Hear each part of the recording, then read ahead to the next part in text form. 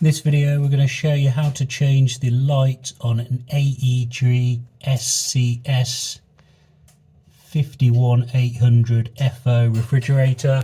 It's actually really easy, but you don't need a screw or anything like that. The trick is, at the back of the fridge, this housing area where the bulb is, there's basically what the manual describes as a hook that you have to press in.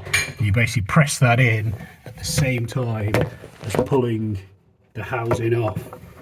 There's a bit of a knack to it, but once you've done it, the housing comes off this direction, so straight off once you've got it loosened up, and then it's simply a case of twiddling off the bulb.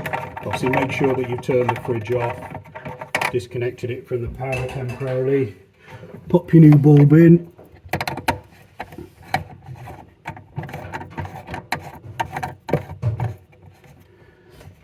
turn the fridge back on, just double check you've done it. Voila, housing goes back over the top.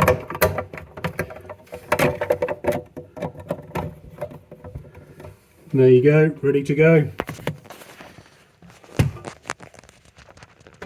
Thanks for watching.